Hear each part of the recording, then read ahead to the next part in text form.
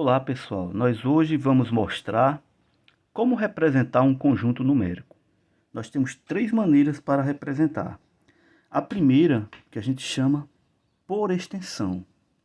Exemplo, a gente temos aqui o conjunto A, e para representar por extensão, nós vamos colocar os elementos desse conjunto dentro de chaves. Então, eu aqui tenho o conjunto A, formado pelos elementos 0, 1, 2 e 3.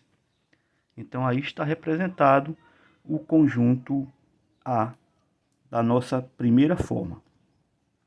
A nossa segunda forma, a gente chama a representação por compreensão, onde nós representamos o conjunto da seguinte maneira. Eu tenho aqui como exemplo x, tal que x é vogal.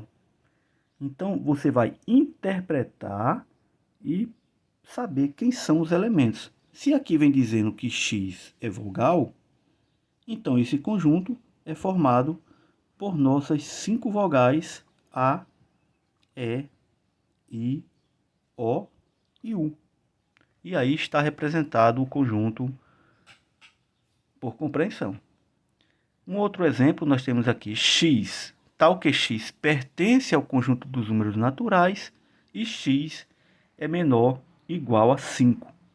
Então, primeiro passo é você saber quem é o conjunto dos números naturais.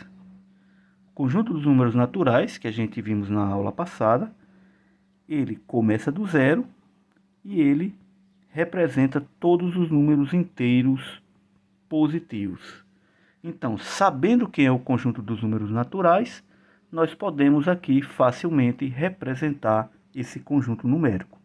X tal que x pertence aos naturais e x é menor ou igual a 5, então x será todos os números do conjunto dos números naturais até o número 5, que é até onde ele chega aqui na nossa compreensão. Então, o conjunto seria 0, 1, 2, 3, 4 e 5. Um último exemplo dessa parte de compreensão, nós temos aqui x, tal que x pertence aos inteiros e menos 1 é menor ou igual a x, que é menor do que 2. Então, observe que nessa parte aqui, o conjunto aqui vai começar no menos 1, porque vem dizendo que os elementos desse conjunto, o menos 1 é menor ou igual a x. Então, ele começa no menos 1 e segue pegando 0, o 1 positivo, e aí nós percebemos que x é menor do que 2, então ele vai terminar exatamente aqui.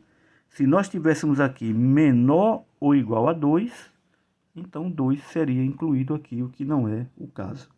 E aí a gente conclui a nossa segunda forma de representação por compreensão.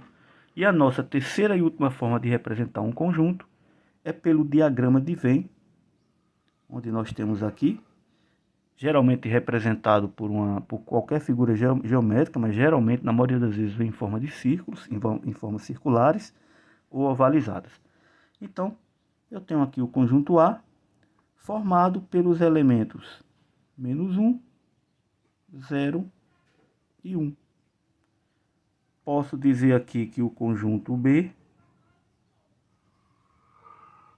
é formado pelas vogais A, E, I, O e U.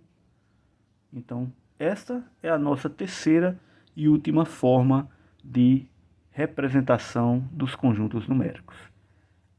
A aula de hoje está, portanto, concluída. Esperamos agora a próxima aula, logo mais.